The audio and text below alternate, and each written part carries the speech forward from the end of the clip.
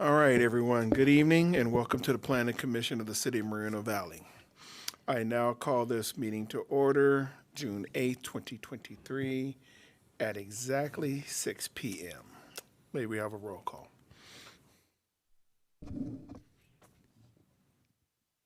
Commissioner Ray Baker, Here. Commissioner John Steffen, Present. Vice Chairperson Omar Kobian, Here. Vice Person Elvin Dejanay, Here. Chairperson, sorry. It works for me. All right, Commissioner Stefan will now lead us in the Pledge of Allegiance. Please stand. Begin. I pledge allegiance to the flag of the United States of America and to the republic for which it stands, one nation, under God, indivisible, with liberty and justice for all.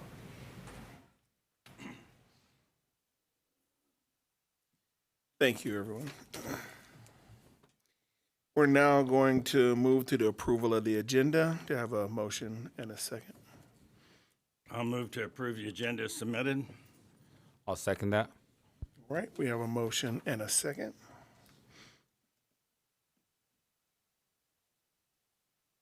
Have a vote? Okay, there we go. Uh-oh.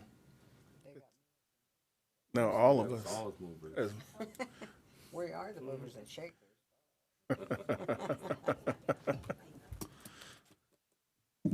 It means we already all, And the seconder was?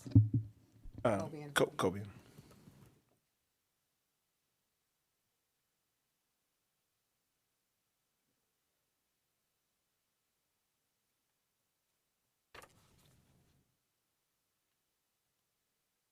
Okay, and the motion carries. Before we hear public comments this evening, I ask and encourage everyone participating to keep their comments respectful towards others, especially towards the individuals speaking. I embrace and support the First Amendment right to free speech, including everyone's right to speak at this meeting and share his or her views about issues concerning our city. But we can accomplish this more as a city and as private citizens by being civil and respectful toward one another in this meeting. During the public comment period for each item, as well as during the public comment period for items not on the agenda, each member of the public who has signed up to speak will have a maximum of 3 minutes to speak. Any person wishing to address the commission on any matter, either under the public comment section of the agenda or scheduled items or public hearing, must fill out a request to speak available at the door. The completed form must be submitted to the secretary prior to the agenda item being called by the chairperson. In speaking to the commission, members of the public may be limited to 3 minutes per person, except for the applicant for entitlement. The commission may establish an overall time limit for comments on a particular agenda item. Members of the public must direct their questions to the chairperson of the commission and not to other members of the commission, the applicant, the staff, or audience. Therefore, the next item on the agenda is public comments that are not on the agenda. Are there any speakers? No speakers. All right, the next item on the agenda is the approval of the consent calendar.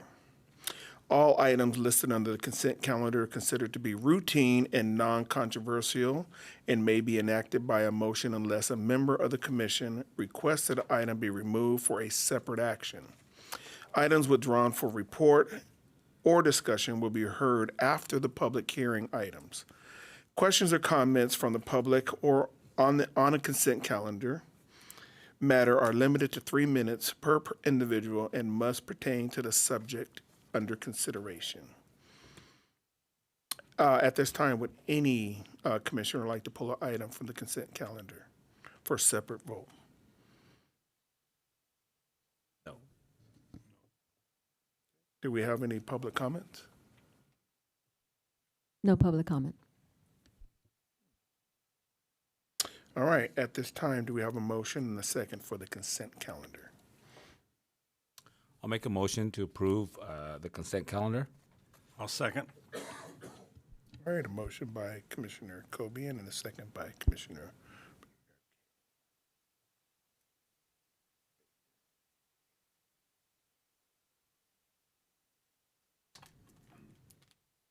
All right, the motion carries. The next item on the agenda is approval of the non-public hearing items. At this time, we have no items. So we're going to move on. The next item will be the agenda on the public hearing items. We have item number 1. The applicant is requesting for approval of a general plan amendment, change of zone, conditional use permit, and a tentative tract map for a 108-unit detached townhouse plan unit development. Do we have a staff report? Thank you, Chair. The presentation this evening will be made by Principal Planner Catherine Lynn. Good evening, Planning Commissioners. The item before you includes a general plan amendment, a change of zone, a conditional use permit for a planned unit development, and a tentative tract map for a 108-unit townhouse development.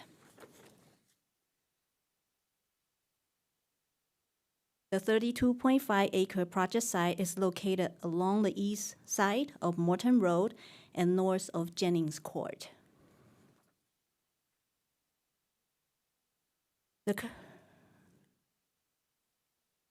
The current general plan land use designation for the project site is a combination of R2 residential and hillside residential.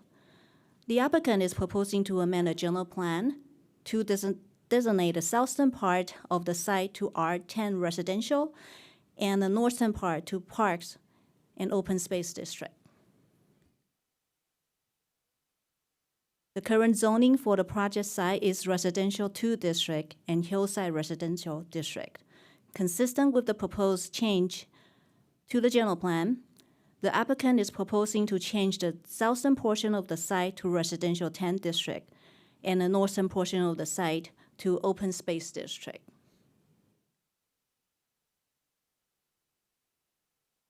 The proposed conditional use permit and a tentative tract map applications are to establish a planned unit development, PUD, for a 108-unit cluster detached townhome project along the southern portion of the site.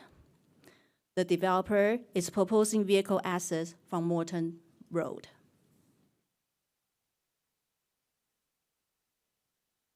Tentative tract map number 38459 will subdivide the 32.56 gross acres of vacant land into 2 parcels. Lot 1 is a 16.59 acre common area lot for the proposed condominium development. The 15.97 acre remainder lot is proposed to be dedicated to the Riverside County as public open space.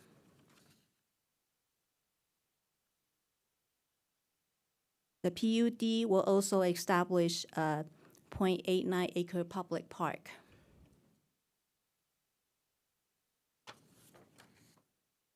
The applicant is proposing 2-story townhomes with 3 different floor plans and 2 architectural styles, Santa Barbara and modern farmhouse.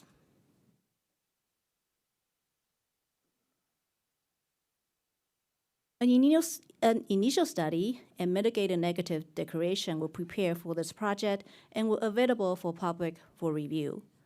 Public comments received prior to the publication of the agenda were included in the packet. Since publication, we have received additional letters and emails which were shared at the dais prior to the meeting. Staff is recommending that the Planning Commission adopt resolutions 2023, 22, 23, 24, and 26, recommending that the City Council approve the proposed project. Staff will be happy to answer questions from the Commissioner. The applicant's team is also present and available to answer questions from the Commissioner. This concludes staff's presentation. Thank you. Thank you. At this time, are there any questions from the commissioners for staff? I do. Should this pass and they're going to be they're dedicating the rest of the unused portion that they were going to have for the residential part of it for hillside residential, that means that nothing will ever be built on there? So the designation is being changed from hillside residential to parks and open space. And ultimately, the intent of the applicant is to donate that to the County of Riverside Right. as part of ultimately their parks and master plan areas that they have. This project does directly abut the Box Springs Reserve. So that's the intent of the applicant.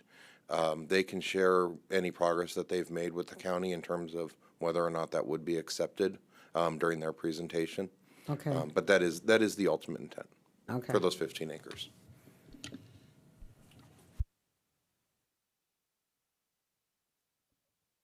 As far as the street improvements leading up to from Panunuri and Jennings, the condition of Morton, is there any street improvements that are scheduled to be from Jennings all the way over to that next street, Jennert Road? So for that, I'll refer it to the Public Works Department for response. Good evening, Commissioner. Yes, is a short answer. The developer is building a storm drain within Morton Road, so they will be required to pave that off-site portion. And then along the frontage, they'll be required to construct their frontage improvements, consisting of half street plus traveling on the other side.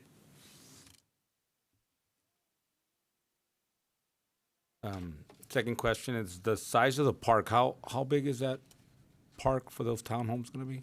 It's approximately 0.89 of an acre.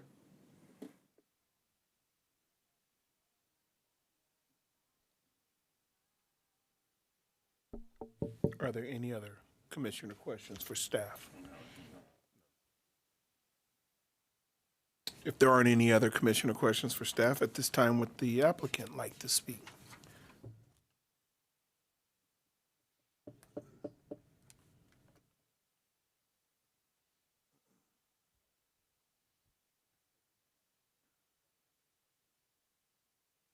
And thank you very much for that presentation. Really appreciate it.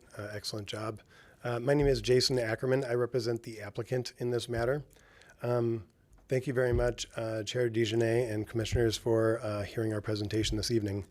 As you could tell from this planning matter number, it's been around for a long time, since about 2020. We participated in the city's MoVal 2020 general plan update. We attended the in-person meetings in district, also here at City Hall. Chair DeJournette, you may not know this, but I know that you had chaired stakeholder meetings. We participated in those via Zoom as well. And during that time, we spoke with then Community Development Director Manny Mancha about our project and our proposal for a general plan amendment in connection with the zone change in this PUD. Manny told us at that time, and I've talked with Manny and Manny about this and planning about this, Sean, that we wanted to sort of effectuate the general plan amendment at that time, but the city was really focused on its economic engines, its economic centers, and so Manny's perspective was, well, it's residential now. You're looking for residential with a little bit higher density, and it sounds like it's a big increase because it's going to R10, but I will explain that to you in just a minute. So here we are today presenting our project.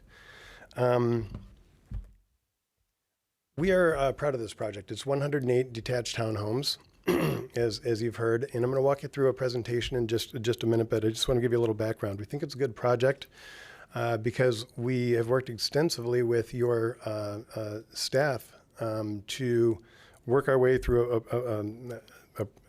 through this process, and we are pleased that they're recommending project approval. We worked with Sean, Julia, and Catherine in planning.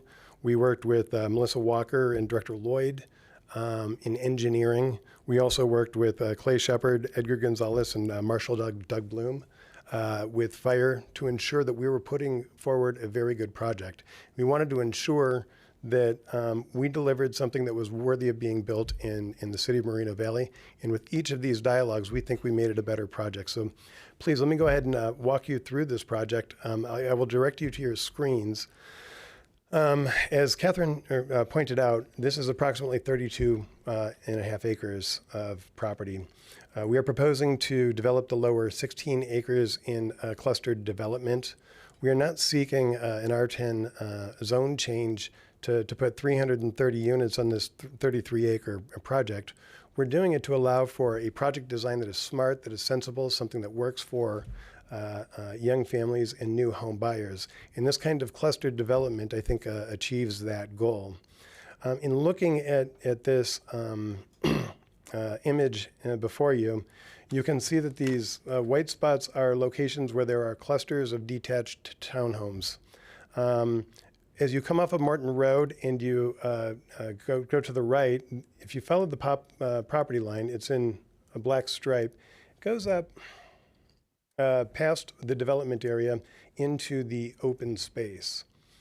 The applicant is proposing to develop the lower approximately 16 acres, and as mentioned by Sean and others, divide the property and take the open space and dedicate it to Riverside County Parks. You will see that above the developed tract, there are trails in that hillside. That is part of the adopted master trail plan, comprehensive master trail plan for Box Springs Reserve. That trail that you see depicted here is called the Lower Circumference Trail. It runs about 17.4 miles through the base of Moreno Valley. Our property was identified in the comprehensive trail plan as a location for potential acquisition because it would complete connectivity of those trails to the properties to our northwest. We were given low priority in terms of acquisition by the county because it was privately held. What we are proposing with this application is to divide it and dedicate that land to county parks to complete that lower circumference loop. We think that that provides a benefit to members of the public, including residents of Moreno Valley, for hiking, trail running, mountain biking, and outdoor activities. I'll also direct your attention to the southern part of the property. You'll see the property line runs alongside what appears to be a drainage here. It is a drainage. It's identified as line B in the Western Moreno Valley flood control plan. In the 1990s, flood control had recommended, well, let me back up. Water that comes off of the hillside goes into that wash, goes into line B, and it comes all the way down to Morton Road. The problem is there was never a channel that was constructed that goes under Morton Road. So when water rushes down that line B, it hits Morton Road and it cascades dirt, debris, and rocks onto Morton Road, including water. These are off-site improvements, but the applicant is proposing to construct that line B improvement, the one that was identified by flood control in the 90s and has not been done since. It has not been given a priority. So we negotiated with the property owner on the west side of Morton Road, that is Standard Riverside, and we'll talk about them in a few minutes, but we negotiated the ability to construct the flood control improvement on their property and allow water to discharge onto their property as well. And that will provide a benefit along Morton because you won't have that cascading debris across Morton Road. You know, the other reason that we are pleased by this project and we think it's a good project is because we did 2 voluntary public outreach meetings via Zoom. We identified all of the recipients on the radius map list for public notice, and we sent them letters inviting them to a Zoom meeting. About 10 days later, we had a second Zoom meeting to inform our neighbors about this project. There are 38 separate property owners that were within the radius, the notice radius, and I am pleased to tell you that we have 4 neighbors that have supported this project, not just shown ambivalence. They've written letters of support to you and to staff, or they've facilitated this project. So, for example, with Riverside Standard, allowing us to construct improvements on their property. But the residents, Bill and Linda Davison, would be here tonight, but they were traveling. They were returning from travel, so they could not be here tonight, but they wrote you a letter of support for this project. They think that this is a need. They think it's an appropriate use. They think it's an appropriate location for the use. Doug Michi, who also lives within 600 feet of this development, wrote you a letter of support, as did Pastor Steve Anderson. And so we do believe that this is a very good project. I will go ahead and continue with what we have here. So it's approximately 33 acres, 17 acres of open space, as I've described. 16 acres will be developed for these detached townhomes. When you look at the density, and this is an important point, we have 108 units on 33 acres. Our effective density is 3.3 dwelling units per acre. So when you hear that it's going R10, it's not 330 units, it's 3.3 units per dwelling units per acre. You'll see that there is the park feature, water control basins, and driveway approaches. This is a site plan depiction of the property that shows the clusters and how the individual units are detached from one another. There is a divided entrance that provides enhanced fire safety. We negotiated this with your fire department. There is the construction of Line B. We discussed that with your engineering department. This, we think, is a superior design to what we were kind of initially considering because we talked about putting attached townhomes along the southern property line, but it looked too monolithic. That was the feedback that we got from planning. So we reduced the density. We came up with this clustered plan that was off the property line, and I think it works a little bit better with the surroundings. This is a good slide because it shows you that the surrounding areas, the zoning of the surrounding areas. Let's talk about the east of Morton Road first. Those are all the homes that are developed immediately south of the project site. Those areas are zoned R5, 5 dwelling units per acre. If you look to the east of Morton Road, the west of Morton Road, that is the Gateway Specific Plan. That is a specific plan that was adopted by the County of Riverside, and these are the planning areas for that specific plan. If you take a look at the planning areas that are immediately west of our project that are in orange, and you also see them a little further to the west, those are already zoned R5. So I think the reason that's important is it shows you that we've got R5 sort of sweeping along that entire hillside there in that area. And we are consistent with that kind of land use because our density is at 3.3 dwelling units per acre. We've spoken, as I mentioned, with Standard Riverside. They are in process, working on processing applications for these zoning areas, so they are very much in process. As this project is built out, there's going to be a requirement to do these street improvements that you see within the specific plan. Those are only going to help to they're going to help the city of Moreno Valley with circulation in and around this area as well as that development comes forward. The Gateway Specific Plan has 35 acres of commercial and retail. These are sort of statistics, but it does include 553 residential units within the specific plan area. And as I mentioned, this has already been approved by the county. We have a fencing plan for the project. You can see it depicted in red here. It was important to us that we did not have monolithic structures, that we did not have block walls. We did not want this to look like a compound on a hill.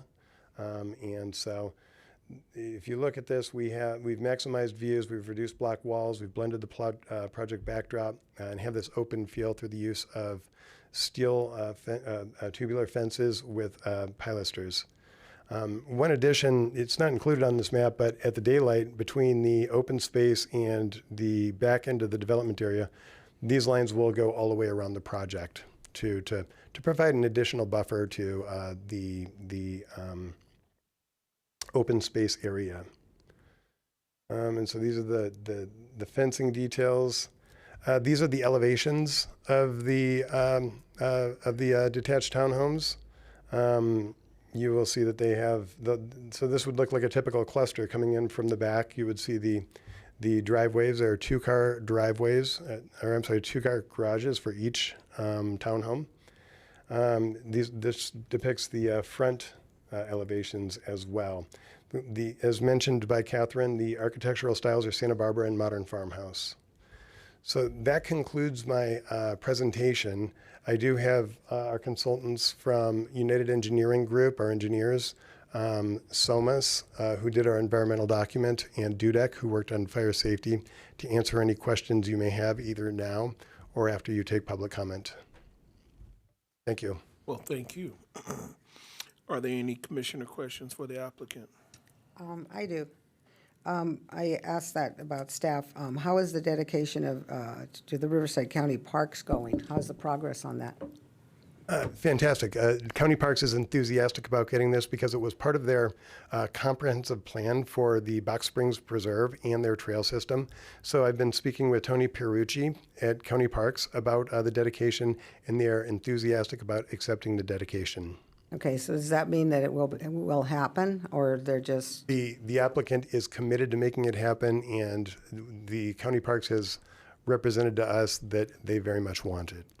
Okay. If I may add, as the condition is drafted, even if the applicant is unsuccessful in dedicating it to county parks, ultimately it'll be their maintenance responsibility for that open space.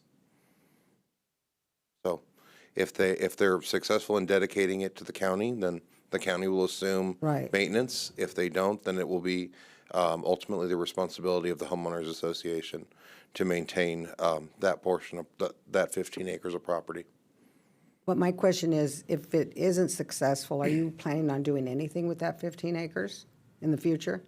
With your approval, it will be deemed open space and it will not be developed, irrespective of whether we dedicate it to the county or whether we keep it ourselves and maintain it. Yeah, okay, that was my question too. And you said that there was like about 4 people that were giving positive feedback. Did you get negative feedback from the other 30?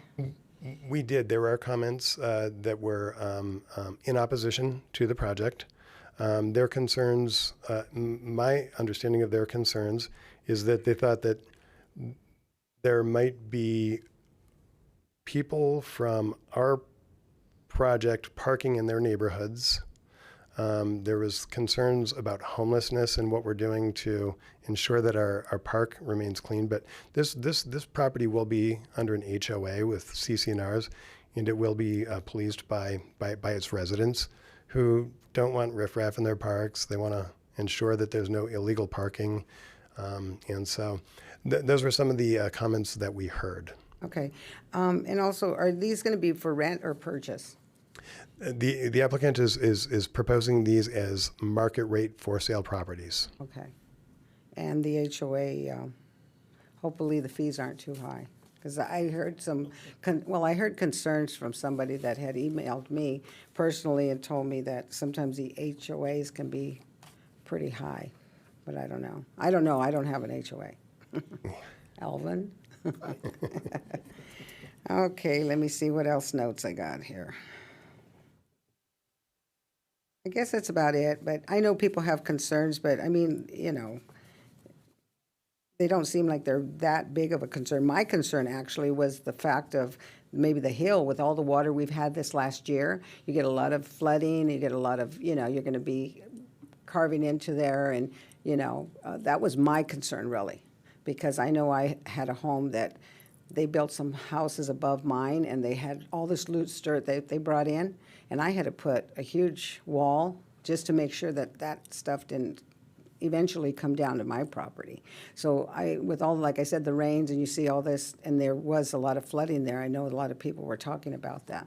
But I know you're going to do everything you have to, and you're going to do in the basin and everything. So I think it'll be kind of like an asset myself. So, okay, those were just kind of my questions. Thank you. I got a couple questions. The fence is is this is not a gated community, right? It is not a gated community. Number one. Number two, the fence in red you have displayed here, is that where it's stopping or it is going around the back? It will go around the back. Our initial design did not have a fencing around the back, but we did receive some comments from DFW that had some concerns about sort of that open space, and so we've decided to encircle the project with that fence, continue that fence. Okay, yeah, because I imagine also you have some wildlife that might be wandering down in that fence. Okay. Next question. I'm trying to get a better understanding of the layout. Like if I'm driving in, because I mean your renderings, it doesn't really show me how your driveways. I think your driveways are inside those boxes of 4 on each side, and then they drive into the 2-car garage. So if I have company, where do they park? Because I don't see any parking. So we have on-street parking. We have in excess of 50 spots on street. You can park on the street. Yes, a lot you of can. condos you can't. Okay. With this one, you can. Yes, they've been designed so that you can have on-street parking. Okay. On both sides of the street or on one? Because I'm looking at that street, well, both. The one that when you pull in, you make a left. The one, what is that? That would be westbound, and then the one that's on the east or north side. So Commissioner Cobian, we've described these as the road that comes off of Morton is Street A. They'll later be named. The one that turns to the left at the end of Street A is B, and then C. There will not, Street A is a very important Right. evacuation road, so there Right. will not be parking on that street. Right. But there is space available on both streets B and C for parking. Okay. This would be in That's cool. All right, that makes sense. Yeah, because now the next question is in between the buildings. What is that? I know I see the park, but what is those green squares? So those are setback areas. That's going to be natural turf. It's going to be grass. That's all. That's a grass open area. There's no shrubs or dividers or.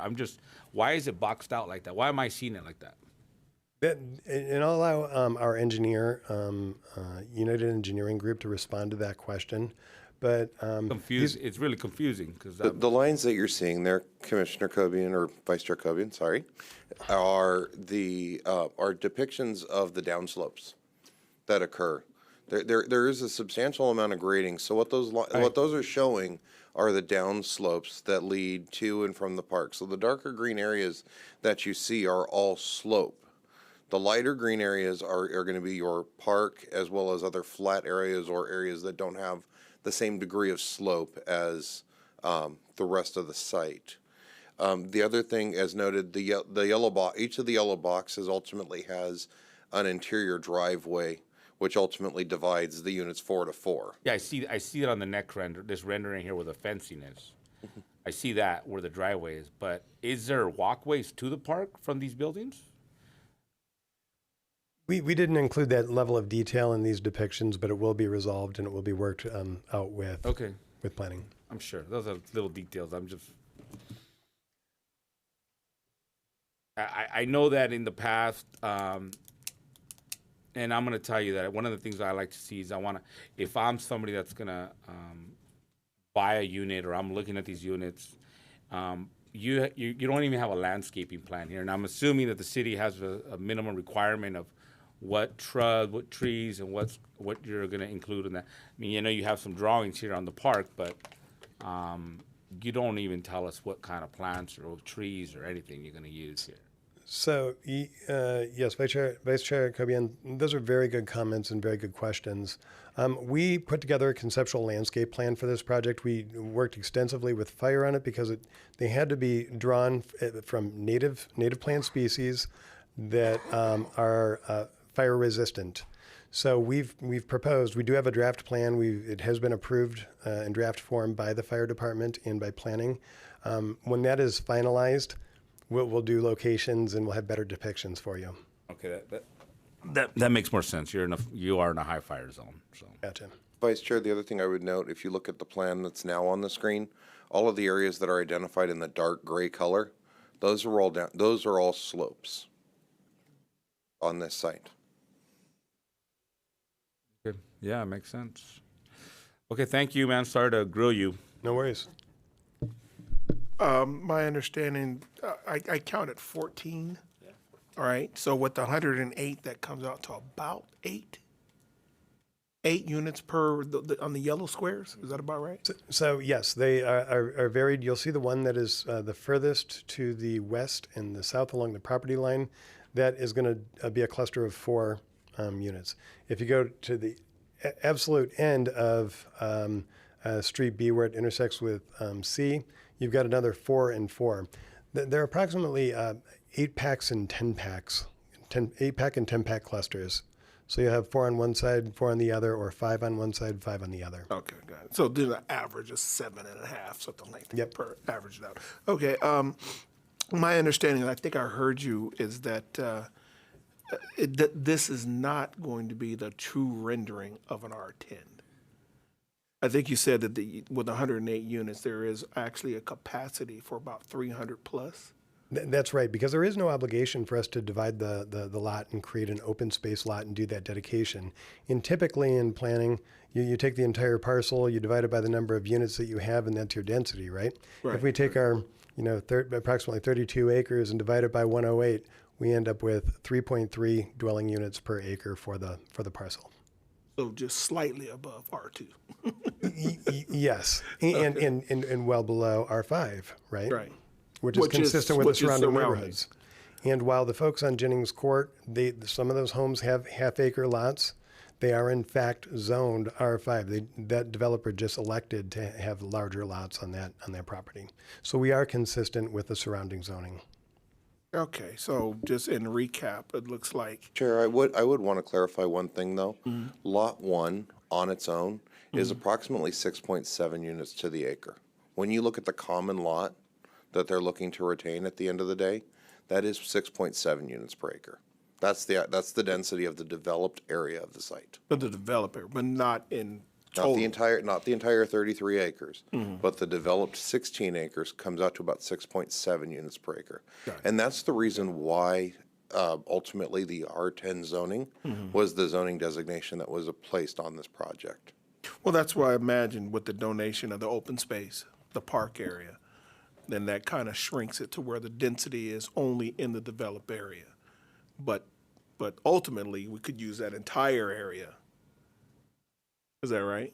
Without having to have a donation of an open space for park area, that sort of thing. That whole area could be used for development. The whole area could potentially have been utilized for development, yes. It would have been, based off of our previous zoning, it would have been based off of hillside residential for the upper slope areas of the site, the areas to the northeast, with the lower portion of the site residential too, which was something that was previously approved on this site. The commission had approved a tract map many, many, many, many years ago that was at an R2 density on this site.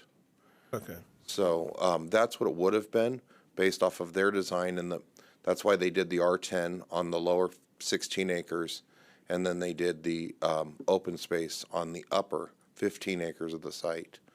And the reason my numbers aren't 33 and they're not jiving perfectly is because we're talking about gross versus net density or net acreage. Well, that's why. So the numbers may not be adding up between what myself and what the applicant are stating. I understand. It's because of those purposes. We're just using two different points of measurement. In simple terms, you have We're this being much we're area. being very we're trying to be simplistic. Right, you have this much area, which could be R10, but you're doing all of your building in this much area, which, No, sir. well, I was No, thinking that with no, all those. we're doing all of. We're doing the R10 in the lower 16 acres. Right. The upper 15 acres is going to be, if approved by this commission and ultimately by the council, the upper 15 acres will be open space. So when we look at when we're looking at density, we are truly looking at the density based off of the R10 zone that's being proposed. And that's why I'm saying it's 6.7 units to the acre, not 3.3. Okay. Right. Okay, that makes sense. All right. Line B. I think that's all I had. Anybody else? I'm going to ask a dumb question. What I think is a dumb question. Is the reason you're doing this, is it because of the terrain? That is not a dumb question. Yeah, so we are doing it this way and proposing to do this development because there are some limitations on water pressure, and we want to ensure that we have, you know, the kind of plan that if we're doing R2 here, it wouldn't pencil out because the terrain of the location, you're going to be required to put in that water infrastructure to reach the separate homes. So it is driven in large part by the elevation. Okay, yeah, I kind of thought that, but I thought maybe I was asking like I said. Great question. Like a child's question. Okay, thank you. Thank you. I got one last question. Sorry. These homes are attached to the sewer system, right? I mean, because Yes, I know they you're will way not- up there. Okay. Yes, that is correct. They will be on Eastern Municipal Water District water and sewer. Thank you. Any other commissioner questions for the applicant? All right, well, thank you, sir. Appreciate it. Thank you. All right, at this time, we will open the public testimony. The clerk will call upon each person who has requested to speak. Each member of the public wishing to speak will have a maximum of 3 minutes to speak on the public hearing item. Do we have any public comments? Yes, Chair. We have 3. We just were handed them now, so we're going to take time to just put the names in and then give them a Okay. We can call the first one up, though. We have Donald Avery.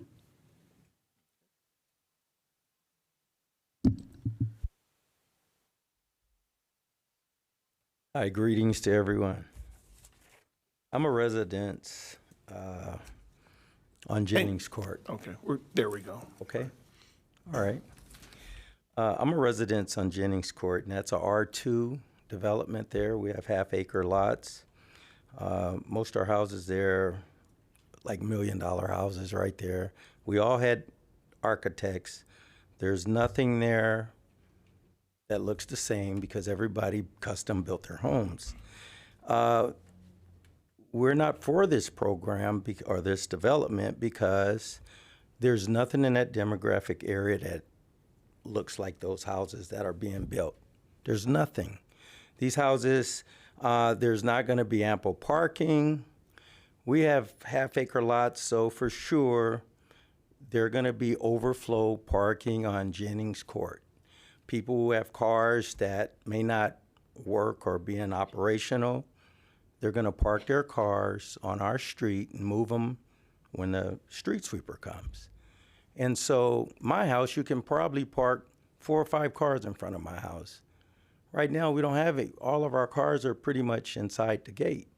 So now we're going to have an overflow parking of all these cars because there's not ample parking. If you look at the diagram that they have, these garages, how could there be, if they had company, how could it be enough space for additional parking to be in front of the units? Then evacuation.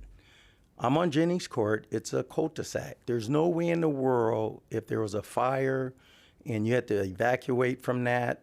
If you have 108 units there, just say, for instance, 200 cars. Everybody's got pretty much 2 cars.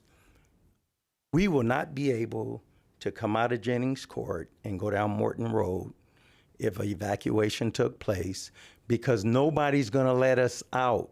So we're trapped on Jennings Court. There's no other outlet. So they don't propose to do any improvement on Morton Road. When you get to Box Springs, it's already backed up traffic right now.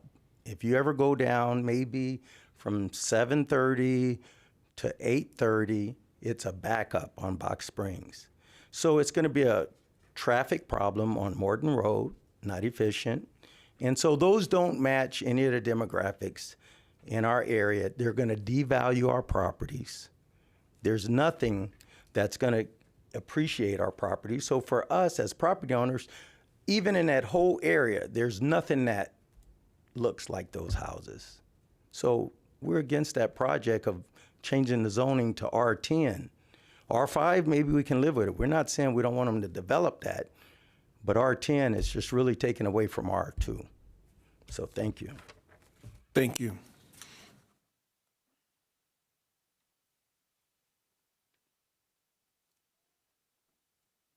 The next speaker is Andy Gildor.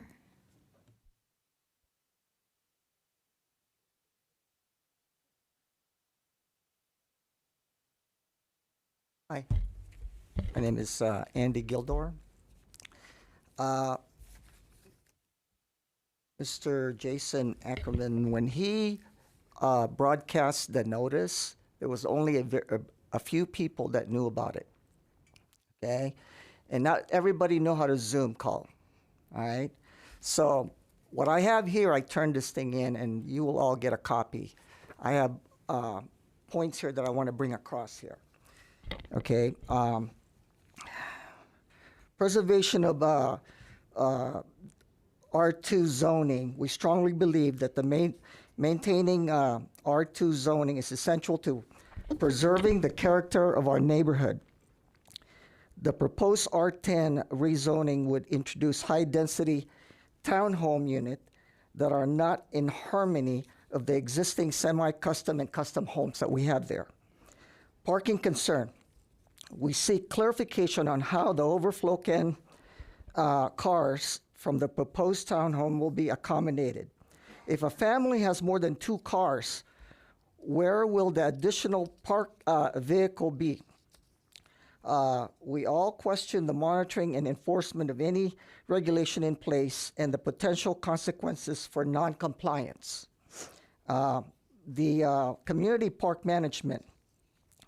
It is imperative to address the concerns surrounding the proposed community park. Specifically, we need reassurance that measures will be in place to prevent issues such as homelessness, loitering, encampment, and accumulation of trash within the park area.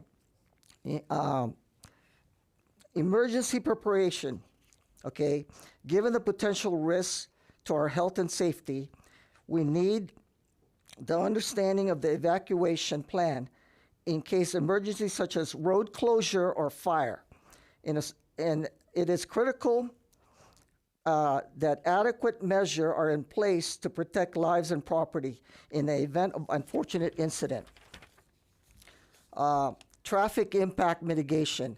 The absence of unbiased traffic study report raises concern regarding the proposed development impact on our already congested Moreno Morton Road.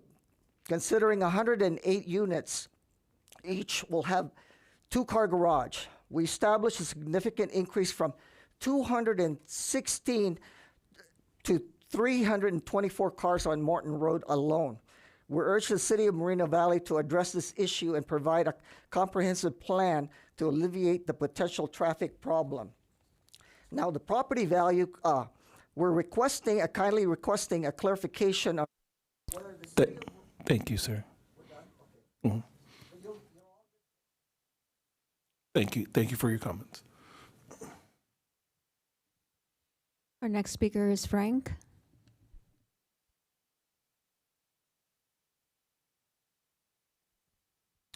Hello. Thanks for letting me speak. My name is Frank Almeida, and I'm a resident, but not as close to the development as these other two gentlemen here.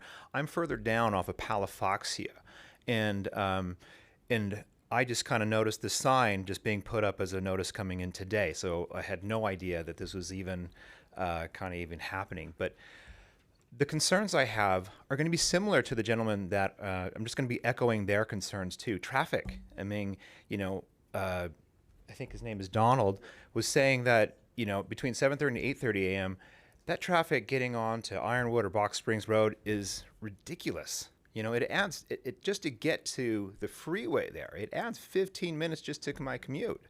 So I would like to see something, to mitigate the congestion and the traffic there. That's a big concern. Secondly, one of the other things too is I know that these townhomes are for sale, but I don't hear anything about the CC&Rs in terms of a private person buying and then renting that place out. So is there going to be some sort of restrictions in the CCNRs in terms of rentals? I think those would be two of my biggest concerns that I haven't really heard addressed, and I don't know if they're going to be addressed. And then with regards to the property across the street owned by Standard Riverside, and I see that, there's going to be some development there and there's going to be some roads, but we don't know when that's going to happen. So what happens, as they're developing and people start to move in, and we've got to live with this traffic and congestion and really affect the quality of our life, living as a resident here. So those are legitimate concerns, I feel, and we don't know when those streets are going to come in, if and whenever they do. And then I think finally, the last concern that I have is, that's a lot of construction going up and down that street, and already, just where I live, I mean, the city hasn't really done anything to mitigate like the speeding that goes up there. And I hear that almost on a daily basis where people probably hit 60, 70 miles an hour. Just going down Morton, because it's a straight road. There's a school right there too. There's some stop signs, but nobody really pays attention to that. And so I think that, not that I'm against this development, I'm not, I understand the need for it and all these things, but I just have some concerns, and I would like those issues addressed so that I feel better about this development coming in. And then I could support it. But right now, I just look at it as a means to really detract from my quality of life as a resident here. So thank you for the time. Thank you. No more speakers. At this time, would the applicant like to provide any additional information? Certainly.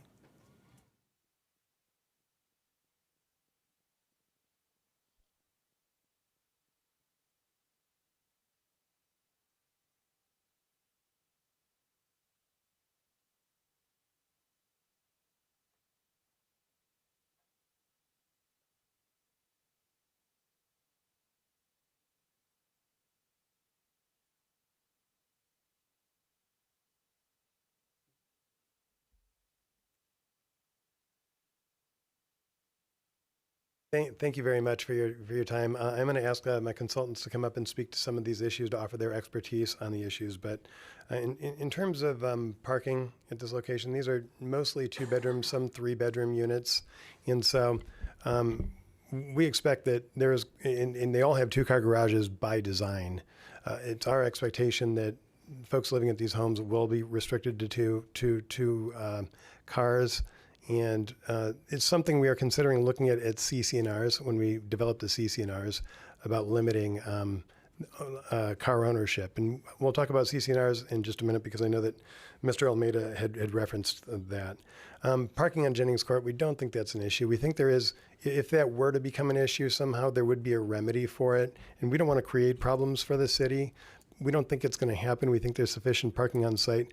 But what we heard during our public outreach is that they were concerned that folks from this development would park RVs on Jennings Court, and I don't think that we're going to be marketing to people that would want to own RVs. You've seen this development. It's not that kind of development. In terms of traffic, Mr. Gildor had mentioned that he really wants to see an unbiased traffic impact analysis. We have an unbiased traffic impact analysis. As you know, probably better than most, traffic impact analysis is not prepared in a vacuum. We came up with a general design with UEG for the site design for this project. We hired a traffic consultant who anticipated traffic based on that design and presented a scope for the traffic impact analysis for Mr. Way to review to determine whether or not the scope was appropriate, your traffic engineer. And he concluded that it was. The analysis was completed by our traffic professionals. That traffic impact analysis was then presented to the city, who reviewed it and concluded that it meets both the technical and legal requirements. That traffic impact report concludes that there are no adverse impacts related to traffic generated by this development. So there has been an unbiased traffic impact analysis prepared for this project. Mr. Almeida, and I would like to, after this hearing, Mr. Almeida, I would like to reach out to you and talk to you a little bit about our project. So with the CCNRs and the restrictions on renting these properties, as you know, once you have a tentative track map approved, there are a number of steps that you need to take to get a final map, to start grading, and to get a certificate of occupancy. One of those issues is to have the CCNRs and HOA documents reviewed at a public hearing and approved by the city. So there is going to be an opportunity to weigh those CCNRs, and if you don't like what you see in them, then you can weigh in at that time. So it's kind of putting the cart before the horse to talk about CCNRs now. We've got to get through clear this first hurdle first. So with that, I'd like to call up Doug Nichols with DUDEC to discuss some of the evacuation issues that were raised.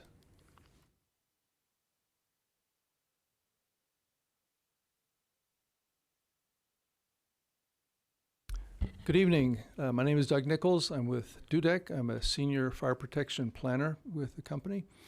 A little brief history. I have about 25, 30 years experience in the fire service, working for a municipal fire department.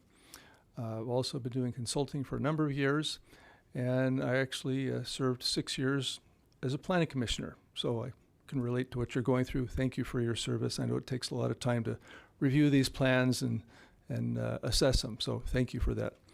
I was scribbling down notes as we were going, so forgive me while I read and make sure I can read my writing here. One thing I wanted to point out with evacuation planning, planning, it's done by the law enforcement team. They're the ones that actually do it. While it might be a fire emergency, it's actually law enforcement personnel that actually coordinate and process the actual evacuation itself. They typically have a pre-plan. They identify areas of high risk, areas of higher risk, and they've also identified the road systems and issues, intersections that they may need to position staff to make sure that the flow is as good as possible. They also identify wider roads where they may need to contra-flow the traffic to make sure we get as many people moving forward as possible. So these are all typically laid out in advance, obviously in a growing community that has to continue to be updated. For each new development, they anticipate that. And even with this size development, 108 homes is a reasonable amount. But in respect to, for example, the project that's proposed in the county next door, much larger project would have a much more significant impact. But the number of homes and cars that would be expected to populate this area would contribute, but I would not say it would significantly contribute to the actual evacuation itself.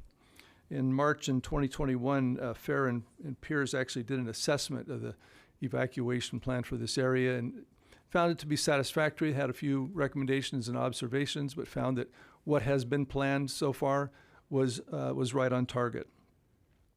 The other thing I might mention is that when the law enforcement personnel start planning how they're evacuating areas, they already have a system in place. They've got to move what we call the downstream areas need to get out first in order to allow room for those upstream areas. So all this is coordinated well in advance. They actually have tabletop exercises to go through this to anticipate what might be the next steps to take, and they practice it. There's coordination with the local agencies, in this case the City of Moreno Valley, as well as Riverside County, law enforcement, fire department. Everyone's on board with how this procedure takes place. In addition to that, they also have contingency plans.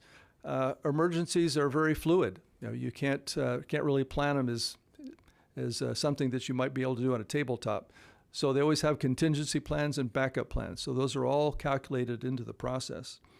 And then the other thing I might mention is the project was also assessed with evacuation in mind with the city's safety element, and the state has also reviewed that element and found it to be satisfactory as well. So there's a method to it, and with the traffic engineering that has been conducted so far, the client feels very comfortable with what has been prepared and does not see it to be a significant impact to the evacuation, and has worked with the city team to make sure that that's taken care of, as well as with the fire department. So be happy to answer any questions if you would have any. Thank you.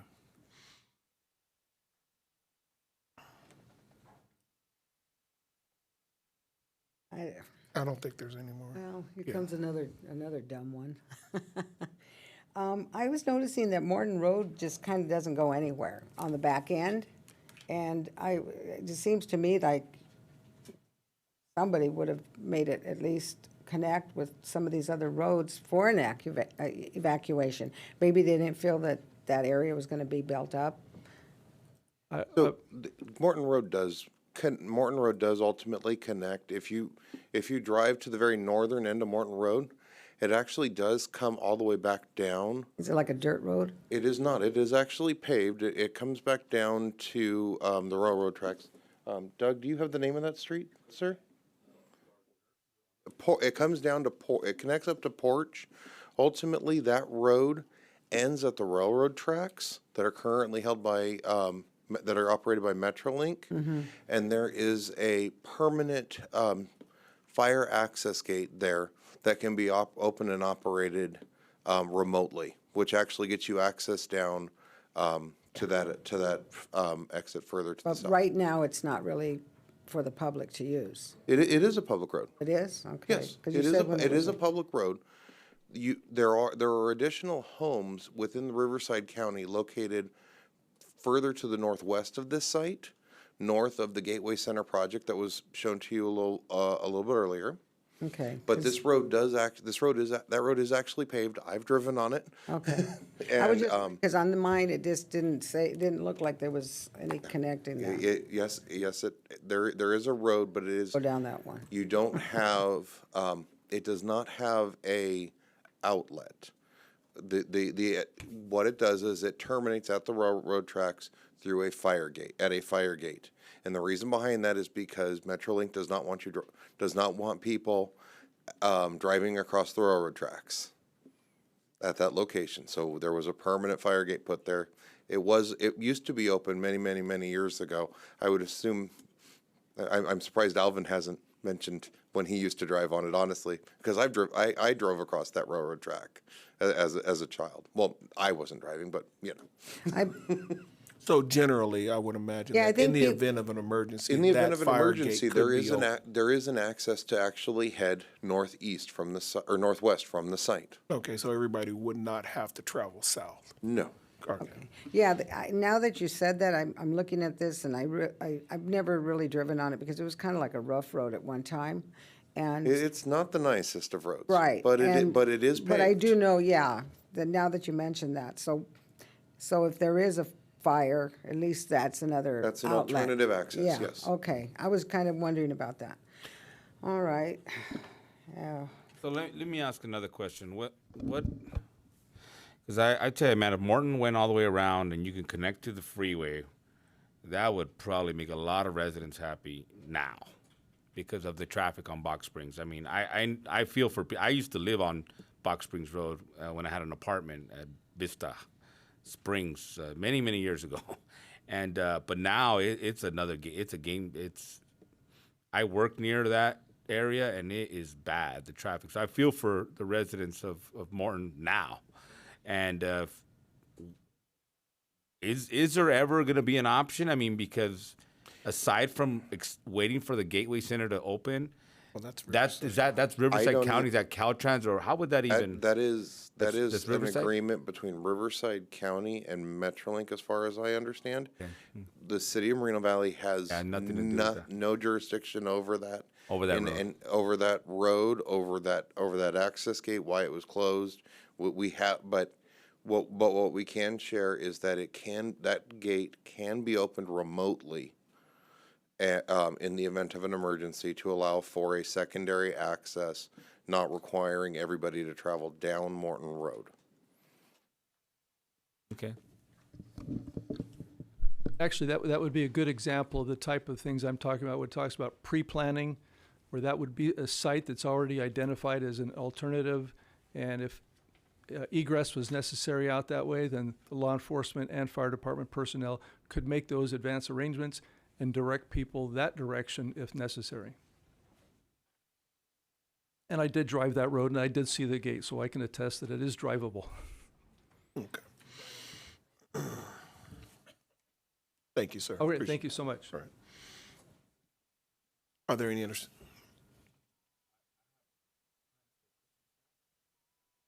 Yes. No. On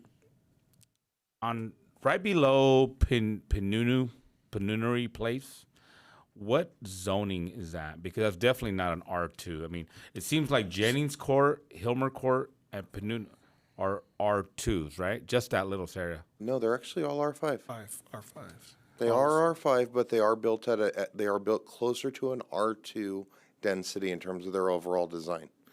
Below, because I'm looking at these houses. Jennings is R5. Jennings is. I'm talking about below. That is not an R5. No, but they built. Jennings is an R5 zone built at an R2 density. South of Jennings, further south as you head towards Box Springs, that zoning is R5. As you get onto Box Springs, the zoning goes up even to an even greater designation than that. Yeah, it's an R5. Okay. I don't have the full zoning map memorized. I apologize to remember what all of those are all the way down. So Jennings was an R5, but they were built out. It was built at R2, yes. I do want to, there were a couple of documents that one of the speakers did want to present to you, so I am going to bring these up to the dais right now.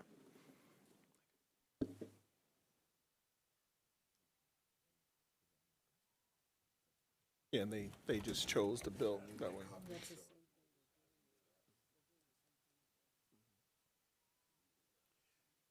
I got a general question. In the event that, let's say, because I did hear no real opposition to R5, with the amount of acreage in this area, what would be the general amount of homes that could be put there in general?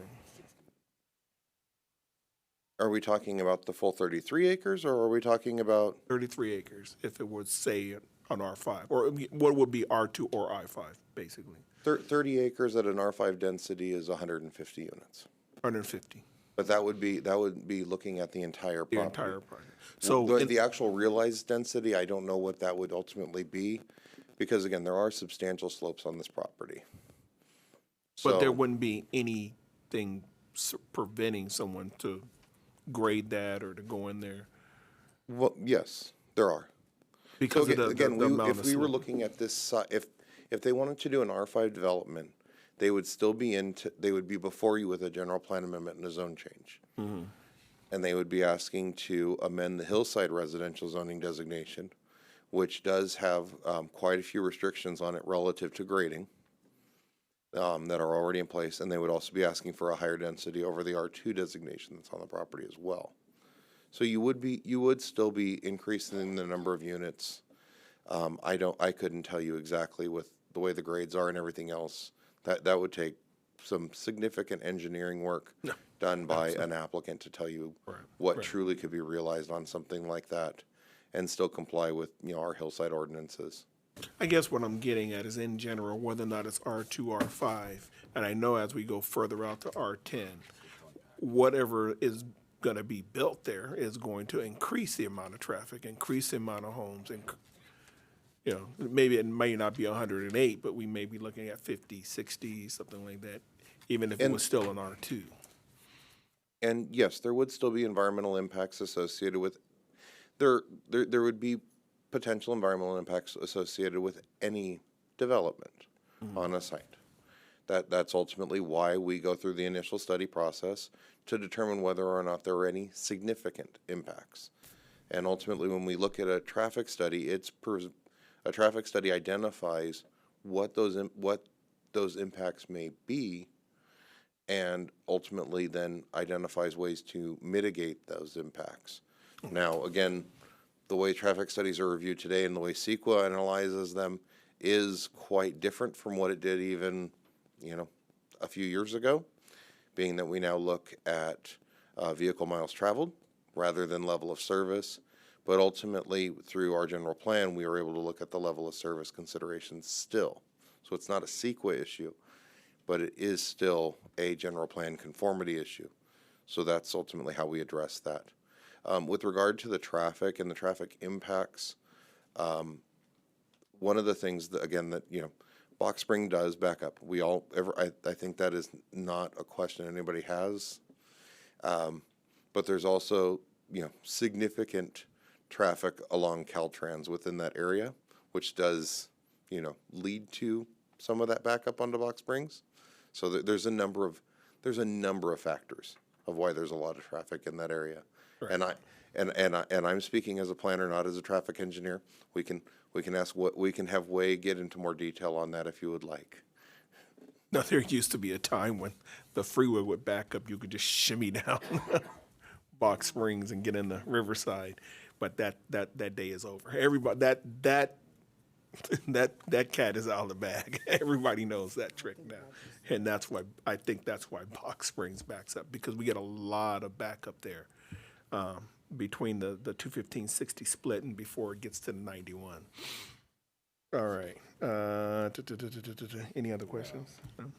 Well, I think what Alvin was getting at was that even though if they could use the whole amount of acreage that they have, it'd be 150 that could be built there, hypothetically. But they're building 108. Now, if they didn't have the zone change, it'd be more like 60 if they were to use those same parameters. It would be less than 60. Okay. Because the Hillside Residential District would not allow them But what we're to getting really at- get even at 2 units to the acre. Right, okay. But what we're looking at is there's still going to be traffic in that area because of the people. And let's say they do build a bigger home, they're not going to just have 2 cars. I'm going to tell you that right now. They're just not. Because you're going to have a bigger home, you're going to have more cars. So basically, out of those 50 houses, and they're going to be on, like they could have built half acre, they built an acre house, you're going to have a lot more vehicles. I live on half acre and more, and I know that there's, got a grandson, I got a son, I got my, but what I'm getting at basically is that there is going to be traffic. This whole city. Oh, okay, all right. I'm just saying, this is, We'll keep it pushing. okay. And I would be careful to talk about, other potential developments. Again, we're reviewing this project based off of its merits, based off of whether or not the proposed amendments are consistent with the general plan, and whether or not all of the record as put forward to you is something that you are willing to recommend to the city council for approval. Okay. Just trying to get all this facts in my mind. I do believe Mr. Nichols' comments concluded our rebuttal. Do you have any questions of the applicant? No, I don't. Thank you very much for your time and consideration. We appreciate it. Are there no more speakers? No, we're already out of that part. All right, so at this time, there are no more speakers. We're going to close the public testimony portion of this meeting and move into deliberations. And I think you were already on. Yeah, I was already on that track. I'm just like, I'm trying to wrap my head around the residents, the builder, everything that we've been put before us. And for what they're doing on that lot, that I just can't see really anything else going on there. Because if you do residential homes, like I said, I would, which was, it was proposed way back, the R2. People aren't buying those houses. They really aren't. Maybe they'll buy them in Orange County, and maybe not because they're pretty high. And even out here, I know that gentleman, maybe he's owned his home for a long time. I've owned my house for a long time, 39 years. And when I bought it, well, it was viable. But in this day and age to really build R2, nobody's really building those, and you know, let's face it, California wants affordable housing for people. And I know it's a nightmare, a lot of the traffic. It's a nightmare up there on Pigeon Pass where I live. At certain times, oh my gosh, you can't even get out of my track. And I live on the street that does get out, but you're stuck there. And then when the kids get out of school, but I think it's just everywhere because we get all the influx from behind there in Sunnymead Ranch. So I think for what they've had to work with, I think they did a good job. They're gonna, at least, I was more concerned with flooding and all that happens there. They are gonna have street parking. Some of these places that we have approved, I'm always a stickler for the parking, but they are gonna have street parking besides having garage parking. It's a shame, like you said, that they, you know, Riverside, we're always battling with Riverside and getting them to get on board with some of these things that we kind of need to happen now, but it doesn't happen. I'm tending to go along with this myself, because I think that they've covered a lot of the bases on everything. And as far as that backside, that was my concern too. Later, are they going to build something? Well, no, they're not. It's going to be open space. So, Commissioner Stefan, one thing I would note is this is not affordable housing. And I know that. And it would not count towards, it would ultimately, anything developed on this site based off of its density and its design and ultimately likely the selling price, it will fall into likely the moderate category within our housing element. Right. So this project would ultimately, at the end of the day, not assist us in meeting our RENA allocation in terms of affordable housing. Yeah, So no. I do want to clarify that. Okay, no, I didn't mean that this was going to be affordable housing. I'm just saying the state's clamoring all the time for us to do that. But this project here, I think a lot of people are going to want this type of place because townhouses and condominiums, you don't have the yard, you don't have all the things that you have to, you know, some people just don't want to do that. But they don't want to live in an apartment either for the rest of their lives. So, like I said, I think it's a good project. I just think that for a little while, there is going to be a little bit of, like everywhere else in the city, there's just going to, you know, be a little bit of inconvenience at certain times of the day. But I don't think it's a bad project for what they had to work with.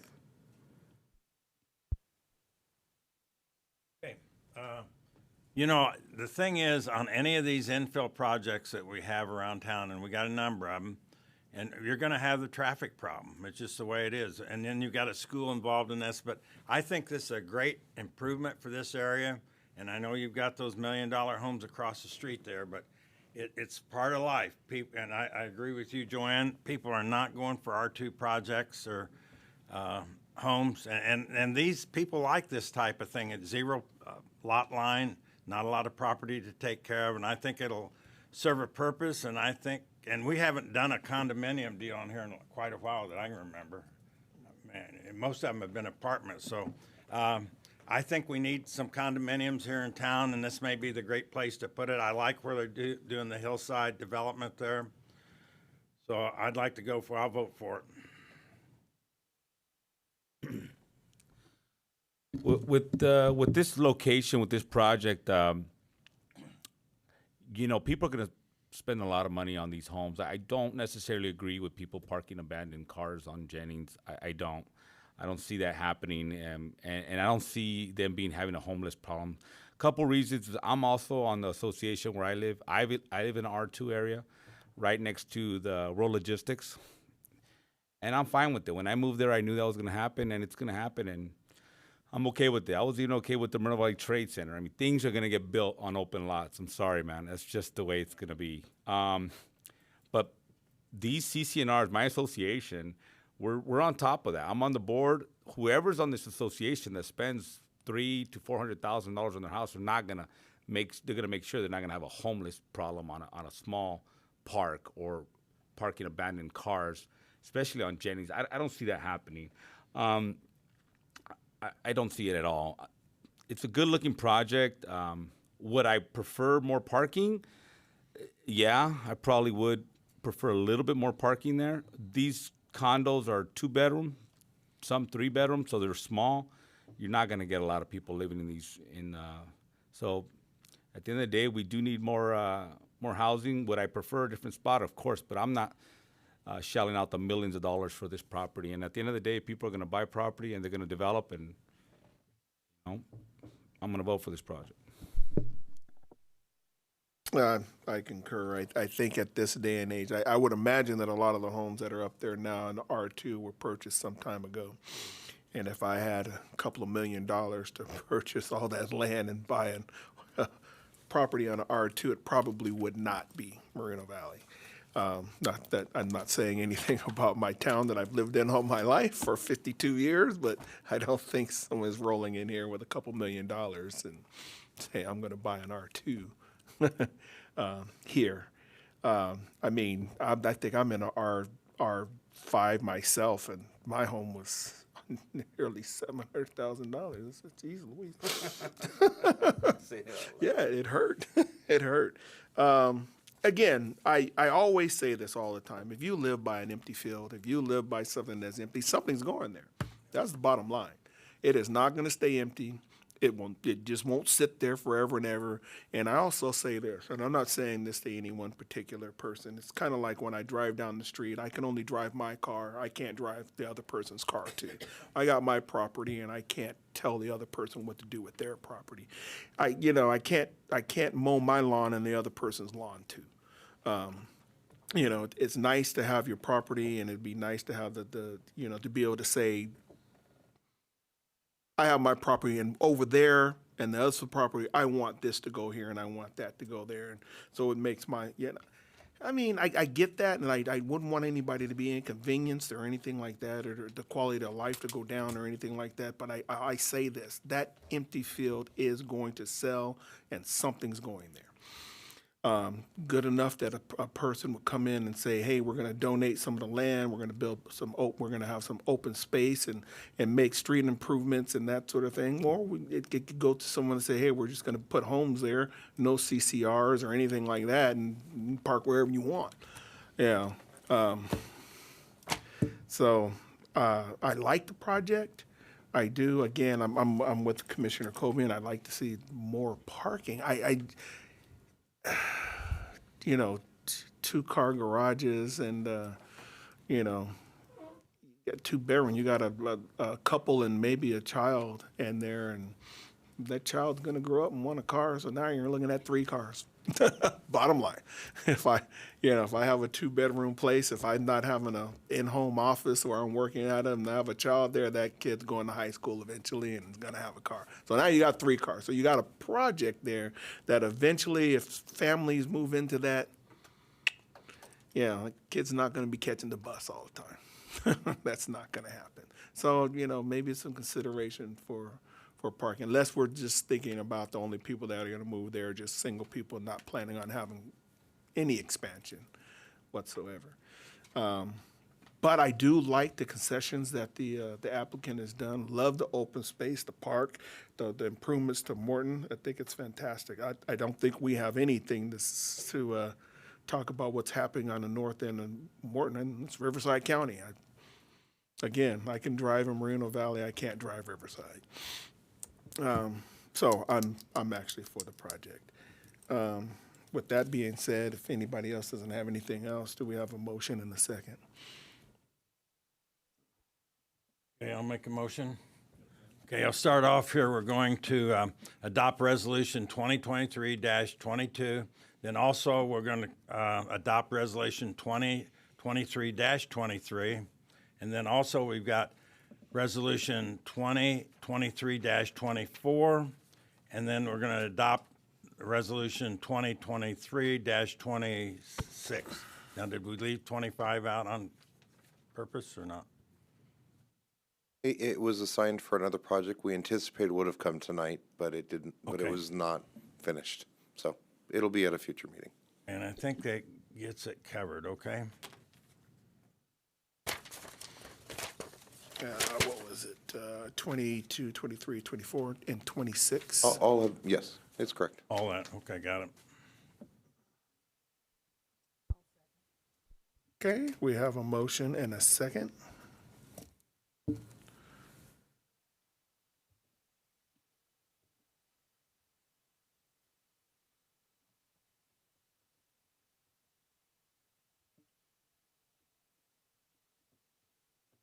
Okay, the motion does carry. Can we have a staff wrap-up, please? The recommendation of the Planning Commission on this item will be carried forward to the City Council for their consideration and final action at a future hearing date. Staff would note that the City Council is going dark starting on July 4th. Their first meeting back is anticipated to be August 15th. It is not known at this time specifically what date after the summer break, though we will be bringing this back. And ultimately, we will send out public hearing notices, post the site, and then also publish in the press enterprise prior to that hearing. All right, the next item on the agenda is other commissioner business, and at this time, there are no items. The next item on the agenda, therefore, would be staff comments. Do we have any staff comments? I do not. Steve, do you? I do not. All right. The next item on the agenda is planning commissioner comments. Do we have any planning commissioner comments? Okay. I just want to announce that we're going to be out of town on July the 13th, so I won't be here. So I guess we need three to have a meeting. Is there a meeting? Is that right? Thursday, Staff July does 13th. anticipate that there will be items for July 13th. Yes. Okay. So that means I can't be sick. All right, if there are no other commissioner comments, the planning commission meeting is adjourned at 7:26 p.m. to our next regular meeting at June 22nd, 2023 at 6 p.m.